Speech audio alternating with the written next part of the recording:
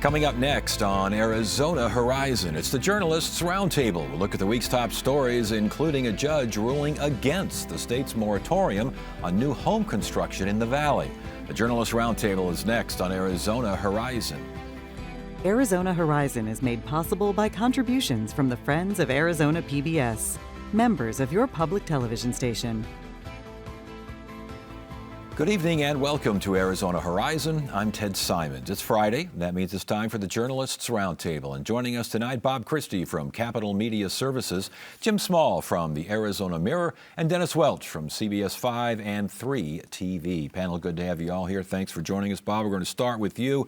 The governor's moratorium because of water issues and all this kind of bit. Judge says, I don't think so. What's going on here? 4 years ago, 3.5 years ago, the governor and the State Department of Water Resources announced that the new model for the Phoenix active management area showed that there was going to be an overdraft. There was not going to be enough water to continue pumping and add new wells for the next 100 years. And that went against the 1980 groundwater law that says new development has to prove that they've got enough water.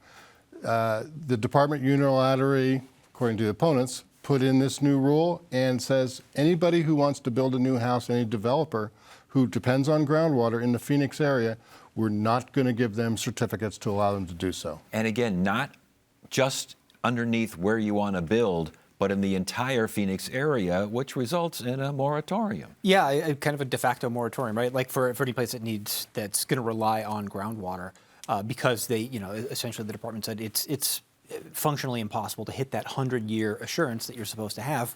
And so that sparked outrage, obviously, from the home builders. They weren't unhappy about this. They went to court, filed a lawsuit, challenged said that this rule was improperly implemented and that essentially it goes against state law. And the judge said, yeah, that's in his estimation after the trial, said, yeah, this, essentially is the department violating, circumventing what's called the Administrative Procedures Act, which is the state law that kind of governs how state agencies have to craft and then implement rules when they want to change them. Yeah, and if we can kind of zoom out just really quick on this, I mean, this is one of the more important issues, I think, around right now. It's really at that intersection of two of the biggest issues here in Arizona, housing and water. I mean, housing has been a major issue here with prices soaring, rents soaring, people can't afford houses, and there's big questions now about our water supply right here. So I think how this issue plays out and how it's dealt with, solved or whatever, I think is going to be a very important one, Ted. A big win for the Arizona Home Builders Association of, Central Arizona here. Big win for the Goldwater Institute. They went hard on this. Yeah, they went hard on this. They funded the lawsuit. Well, their lawyers argued the lawsuit. The home builders were ecstatic. This was a huge deal. Got national headlines across state, Phoenix, or across the nation. Mm-hmm. Phoenix is out of water, no new homes in Phoenix. And of course, right away, the governor and the Department of Water Resources pushed back and said that's not true. And they have come up with a couple of workarounds for some small developments, but not for the majority of new developments, especially out in the West Valley, Buckeye, Queen Creek, these areas that rely on groundwater for their 100-year water supply. And with that in mind, what does it mean to home building in the area, and what does it mean to the water supply? I mean, for right now, I guess the rule that 100-year water supply is the way that they assess that it has to go back to the old way. Although the governor, the Department of Water Resources and the governor's office have said that they are going to appeal this, and I think they're going to try to get the ruling blocked and leave the status quo. At least as it was before the ruling in place. That's what they're going to try to do. I think that there are some serious questions, and it's not related to this lawsuit, but it's impossible to ignore the context. Is what's going to happen with Colorado River water, which provides the water for a good portion of the Phoenix area. If Arizona right now stands to take some deep cuts that on top of what we've already taken. And if that happens, we're going to see, I think, changes to the way people use water that are in existing homes and what's going to happen with future development, whether it's businesses like, especially high water usage businesses like data centers, whether it's things that are constructed like golf courses or whether it's new housing developments that are in turn going to require water usage. It was like the housing, the builders may be really excited about this to get started with building, but like how excited are people going to be coming here to Arizona just in general if you're looking at these kinds of water issues, if that 100-year water supply is even in doubt, if we start losing water with Colorado River, I mean, what's water going to be costing if you want to move here to Arizona, which is we've always been built on growth and attracting people here. What is that going to do overall? Because as Bob was saying, 4 years ago, this was a major issue. I mean, you literally did see headlines that said Phoenix is out of water. We weren't out of water, but that didn't stop those headlines from appearing all over the country. Right, and I think one of the important things to realize, this is the department's position, the governor's position is, the Phoenix area sits on a big bowl of aquifer. And you may be sticking a well in here, but it affects over here because the water goes, if you suck out too much water here, it affects everybody else. So if builders are allowed to, unregulated essentially, drill wells under the old system that the state had in place, it can drain water from existing homes that rely on groundwater. And so the whole idea of the 1980 Groundwater Act is to make sure that we don't drain the aquifer and end up with no water. Right, but does this not just, as Jim alluded to here, does this make the 1980 groundwater, basically makes it null and void, doesn't it? At least in the Phoenix area. It does in some areas, because if you can go to the Department of Water Resources and say, listen, my 5 square miles, my math shows that I'll be fine. Well, if you're sucking it from somewhere else, then that makes no sense. And that's what the department's going to argue in the appeal. Is there a compromise here? Is there a negotiation here? Is there a middle ground? I don't know. If there is, it doesn't appear that the two sides are really working towards one at the moment. And I think for the administration's perspective, it's they're going to go back to court and they're going to see if they can prevail upon an appellate court to block this lower court, the trial court's ruling, and I think hopefully for them to reverse it. Right. In the meantime, the builders say there was about 100,000 homes which were not built or which would have been at least permitted if this hadn't gone in place. And it's unclear now that the department has been accepting the applications for these certificates of assured water supply. They have not been active on it. They just stick them in a drawer. Is there going to be a sudden flood of home building? We don't know. And will the department immediately start issuing these? Obviously, the governor's going to try to stop that in the appeals court. All right, Dennis, a budget update here. It sounds like Republicans got a budget. They're going to pass it next week. They're going to send it to the governor, and then what happens? Well, it sounds like probably from what I've been hearing is she's not going to like whatever it is they're cooking up right there. I did speak with Senator John Kavanaugh earlier today. He's Republican, is very involved in these budget talks or non-budget talks, depending on where you're sitting at, down to the Capitol. And he says, look, yeah, they're getting close to something.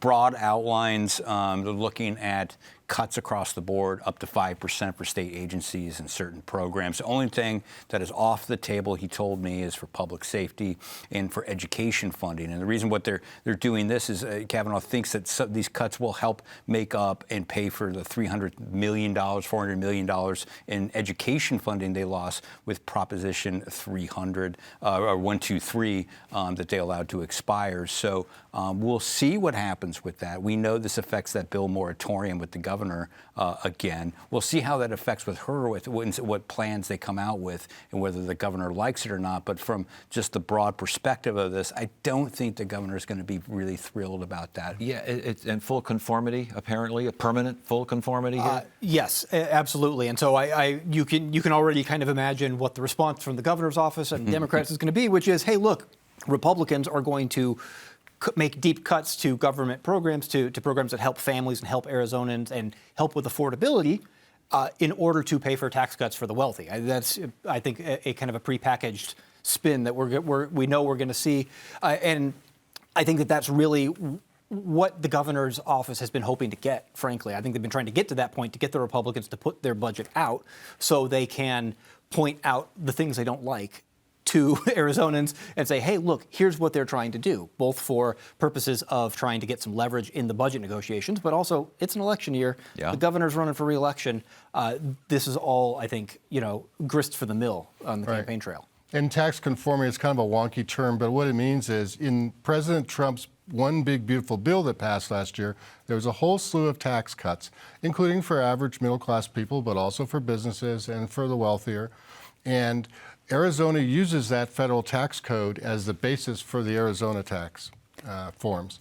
And so in this weird disconnect between the Department of Revenue, which prints tax forms, and the governor said, we only want these parts of the tax cuts to go into force in Arizona. The Department of Revenue printed the forms directly from the federal tax cuts, and which went completely against what the governor was saying and what John Kavanaugh, the Senate Majority Leader, and David Livingston, the House Appropriations Committee Chairman, both told me is, hey, she's painted herself into a corner now. Millions of Arizonans have filed their tax returns using these forms that her own department put out. We're not backing off. I was going to say, Dennis, the idea of going through that again after what we just went through because of a change in the tax forms, that's not a good issue. No, it's not a good issue. I did want to get back to one other thing because we were chatting. I think this is an important point too. Before the show, we were chatting a little bit of whether or not the Republicans have the votes for the plan they have right now. It appears that they do, but if the governor doesn't like this, and obviously they're going to have to go back and work with her on that.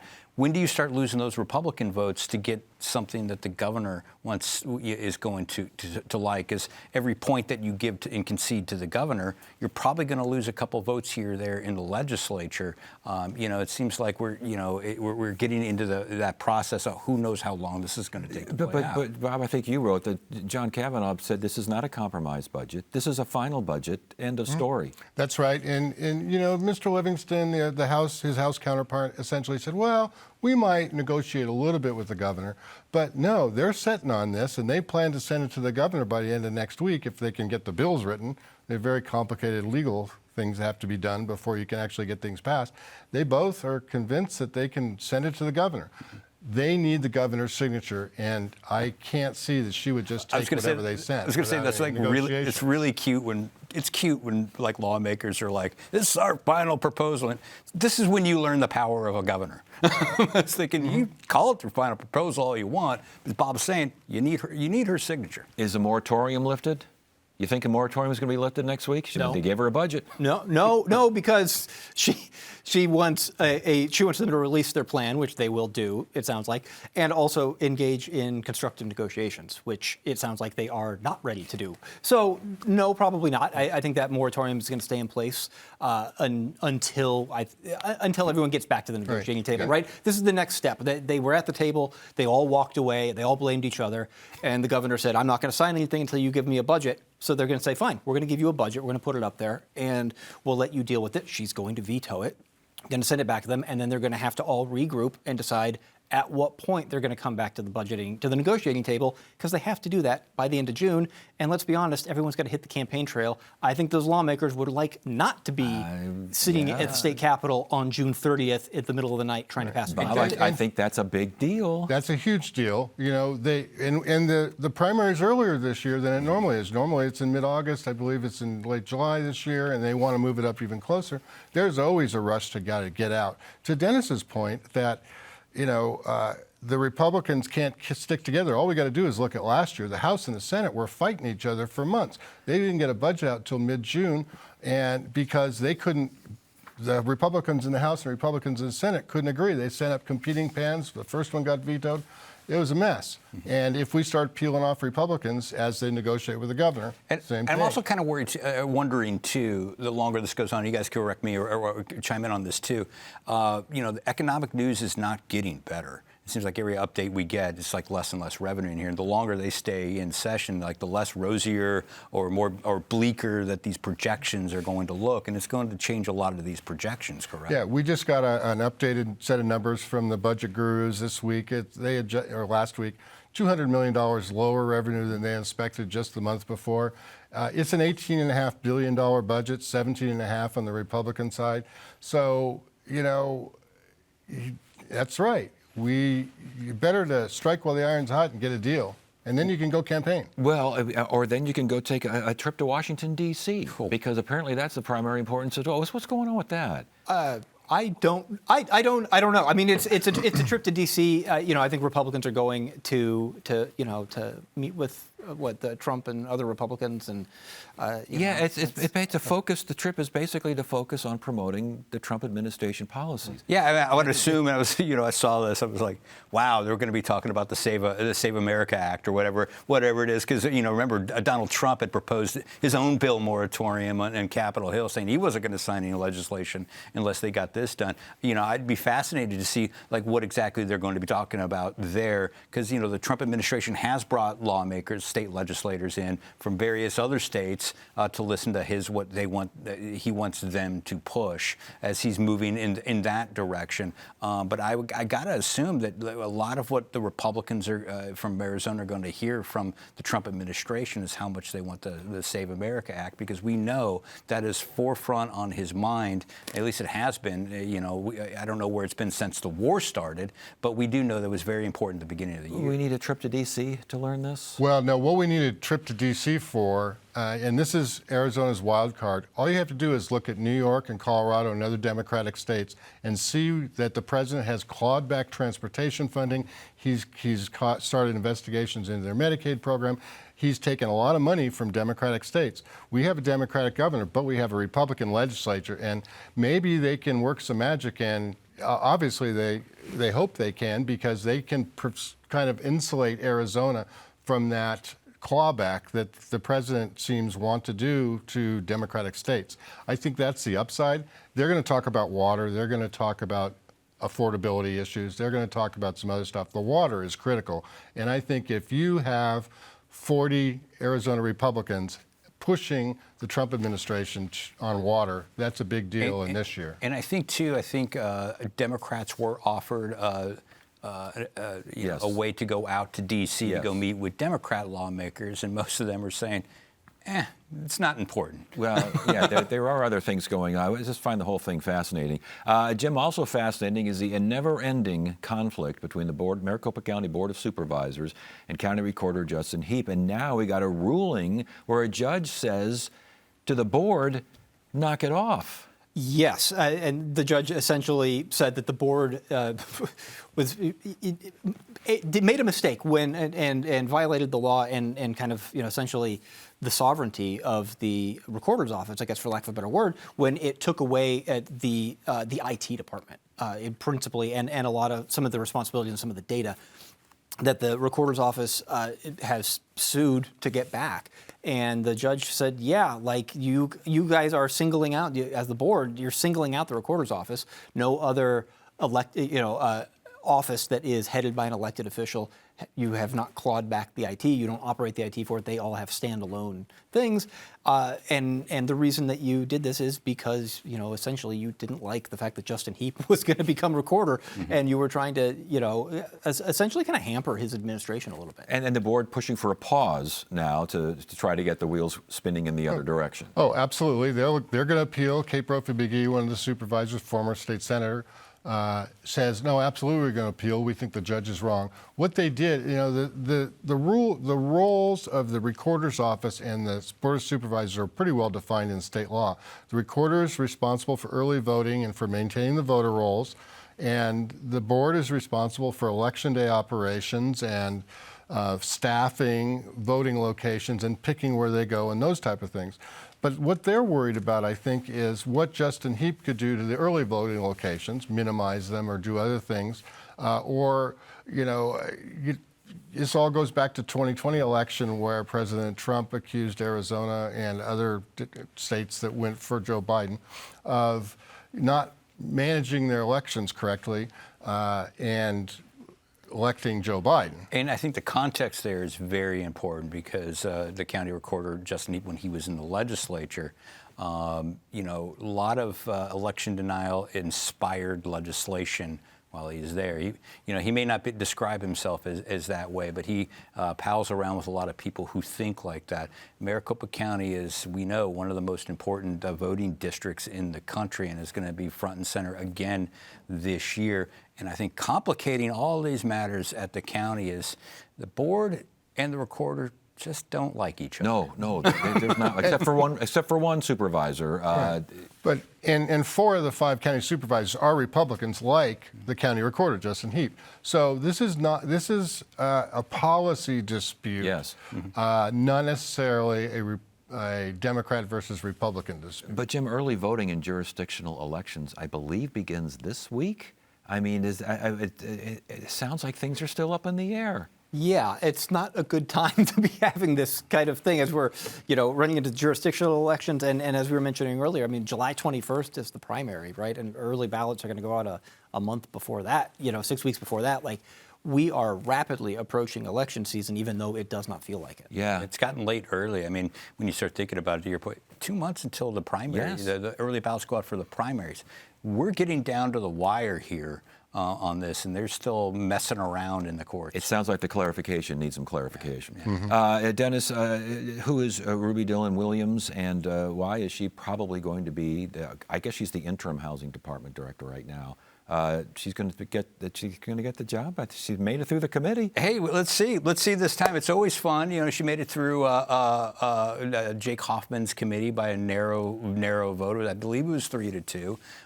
T.J. Shope was the one vote who went for it. A lot different outcome than the last time the housing director went before that committee. Jake Hoffman was upset about some fraud and some abuse that was found there and put it on. I believe her name was Joan Service, I believe. Yes. So it's moved out. It's going to the floor, and I think the major hurdle we've seen is that committee that is chaired by Jake Hoffman. So I would think that there's a pretty good chance that she gets through with this. And maybe allow the governor to operate the government she was elected to do. I don't know. Well, we're 3.5 years into a 4-year term for Governor Katie Hobbs, and the Senate still has not confirmed. She has never had a fully confirmed cabinet. I haven't done the history on this. I would say it's probably never been done in the state of Arizona, I'll guess. The fact that her nominees keep getting slapped down and then they run the clock out, she has to appoint someone else. Who's running the government if the Senate won't confirm nominees on a fairly fast track? We see it when new presidents get into office. The U.S. Senate confirms their cabinets lickety-split. Jim, there was criticism from Hoffman regarding the low-income housing tax credit, regarding the audit, that audit that found all sorts of things over there. Was criticism there, and again, aside from Shope, it was basically another party line committee vote. Yeah, and so I don't know what that portends, right, for the full Senate, because getting through the committee is step one. Now, she has to go before the entire Senate and get approved by that body. And given the complaints and the fact that 2 of the committee's 3 Republicans, including the chair of the committee, voted not to confirm her, but essentially voted to reject her, I will be curious to see whether the Senate even does take her up. I mean, there's no guarantee at this point, just because she got through committee, doesn't mean the full Senate will, and it doesn't mean that Senate President Warren Peterson will put her up for confirmation. And if he doesn't, then we get back into that whole idea of running the clock out, and you hit that 1-year time period where you're allowed to serve, and then you got to go away. Yeah, and I think it's pretty clear that it should be fairly easy for her to pick up 3 Republicans and get to the 16 she needs, because she'll have all the support of the Democrats. The question is going to, as Jim said, rely on Senate President Warren Peterson. Does he put her up for a vote? That's what I'm watching. Is that an election issue? Is that something that in the Attorney General's race, for goodness sakes, could that come up as an election issue? You kept blocking the government from doing its job. Yeah, I think it's one of a lot of potential ammunition that a Democrat could use against Warren Peterson. He's got a long record in the state legislature, both the House and the Senate, over the last 15 years.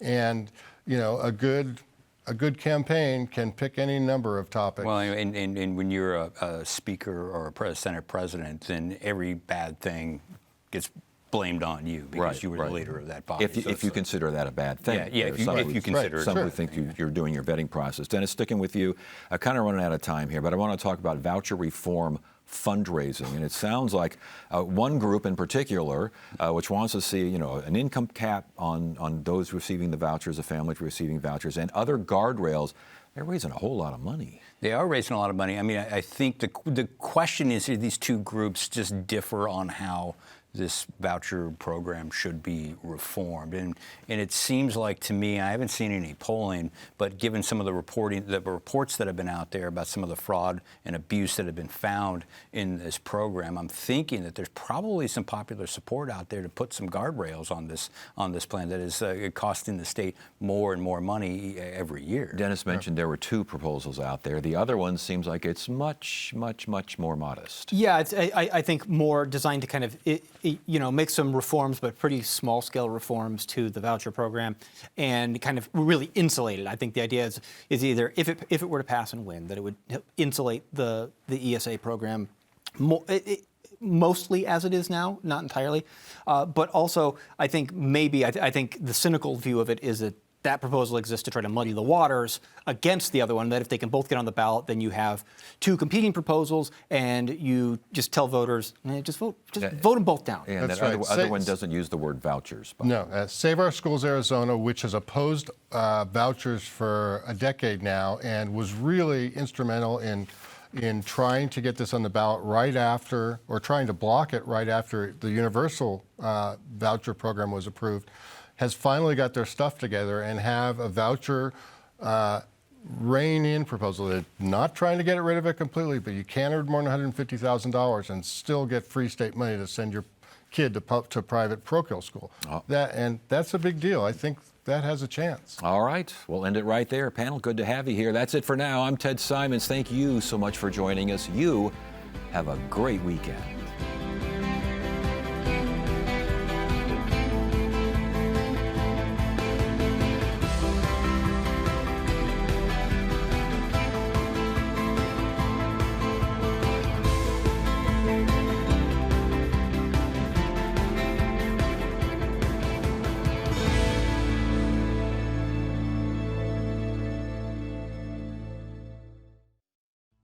I like to think that at Arizona Horizon we are unique in the way that we present information, public policy, sometimes news, these sorts of things, because we have conversations, and I don't want conversations that human